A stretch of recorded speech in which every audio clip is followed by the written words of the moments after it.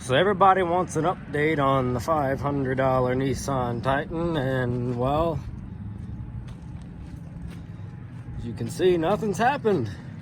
We've done nothing but drive it, and I've got a cold. So if my radio announcer voice doesn't sound right, that's why. We'll fire this bad boy up. 284,000 miles on it now. Check out my rigged up climate control knob. But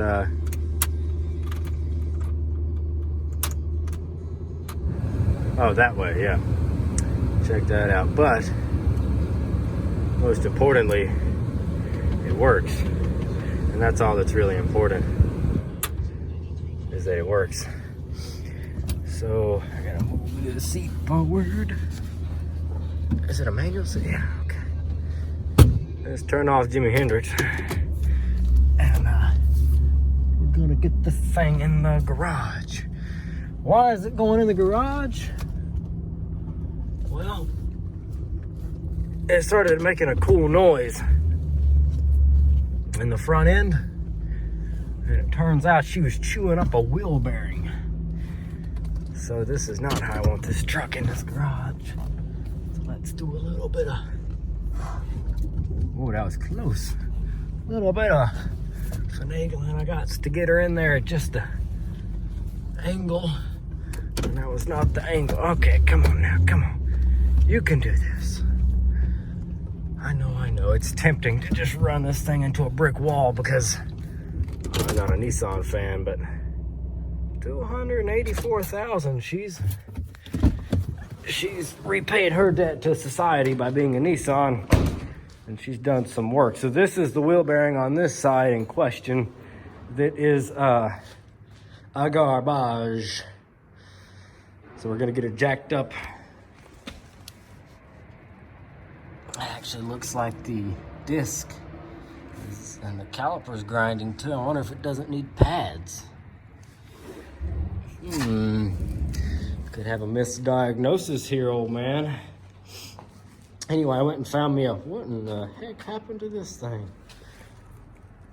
This bottle jack just, did it rise? What in the world? I didn't do that. Okay, go back down.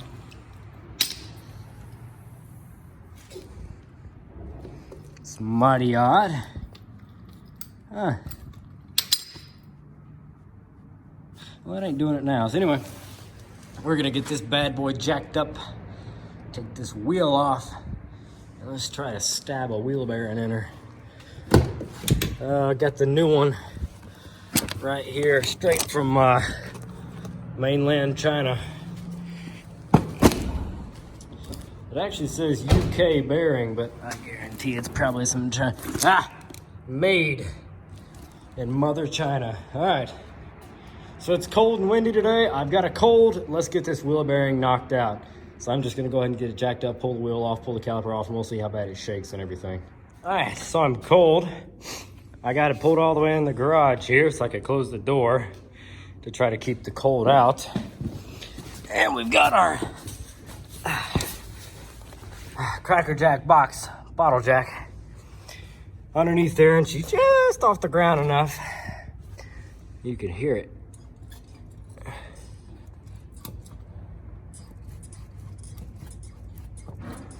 I don't know how well my camera skills are. Let's find you something to sit on. You can watch me do this.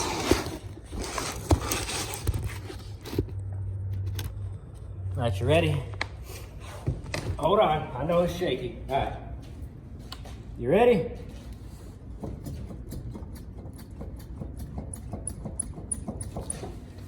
And ball joints can do the up and down. Tie rods do side to side. If it does all of them,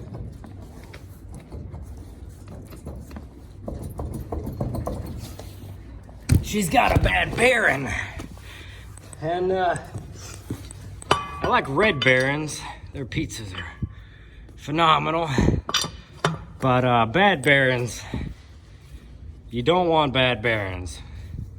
So I've got all the appropriate tools for the job, including this stupid four-way instead of the electric four-way, because I don't know where in the world David is, and David's the one that's got the electric four-way right now. So having to do these the old man well way. That's all right, it's no big deal. You guys haven't got to sit down and do a video with me taking crap off and replacing parts in a while, so this will be nice. You just sit back and do the relaxings, and I'll sit here in the frigid cold on cardboard so my butt don't freeze to the concrete. Take nuts off. You guys can enjoy. All right, so I'm gonna get the rest of these things off. Nissan, it's be a new one. And we'll get this bearing out in a jiff. Well, I guess like rust and salt and I don't know, however old this freaking truck is. The wheel, she's decided she doesn't want to alleviate herself from the hub, plus the bearing has gotten overheated and probably helped seize everything together. So what you need to do is get one of your wheel alleviator 300s. This one's got a fancy wooden handle. And it doesn't matter if it's aluminum or not, because you don't care.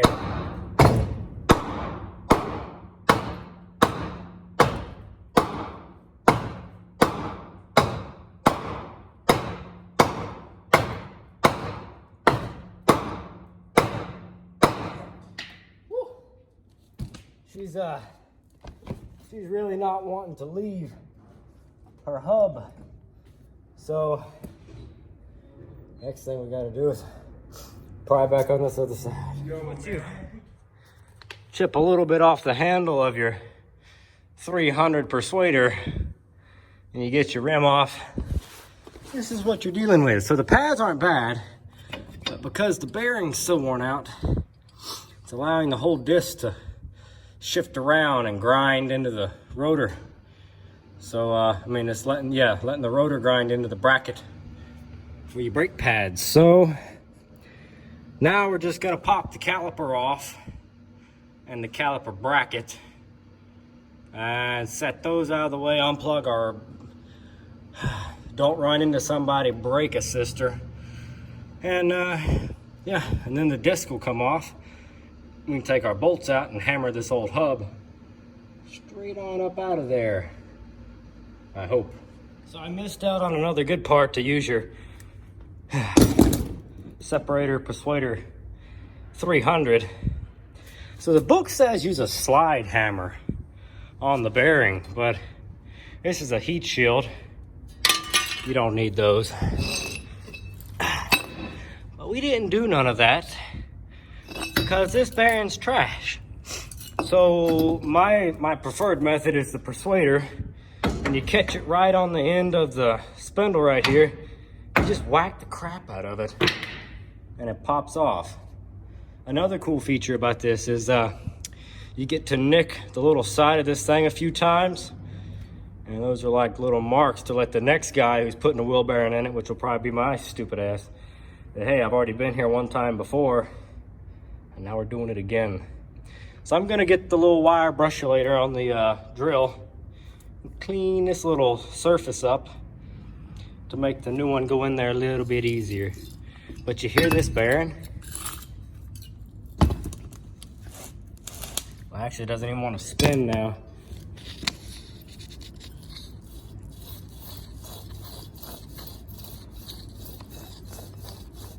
I hope you can hear that. Here's our new bearing. Hold the sensor. Silence. Sounds a whole lot better, even though I can't get a good grip on it right now. So anyway, let's clean that up and hammer this new guy back in. So through the power of video editing and swearing, get us all back together. It's done. It's about 30 outside. Truck's chooching a little bit because it's colder than crap. And I'm going home. I'm calling it a night. I'm pulling this girl out of here.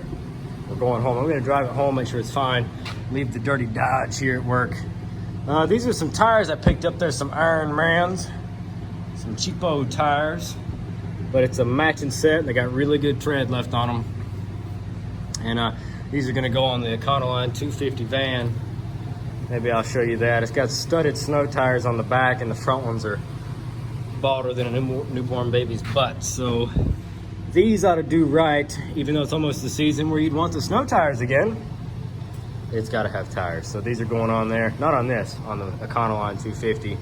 And this should be good to go. I cleared the check engine light code, but my scanner, it won't read the stupid VDC and all that crap, so I can't reset those lights with my little scanner I've got here with me. I have to go get the big one and do that, but I think we're done. So I'm gonna pull it out of here, lock this place up, call it a night, go home, eat something warm, go to bed. Thanks for watching, guys. Gross.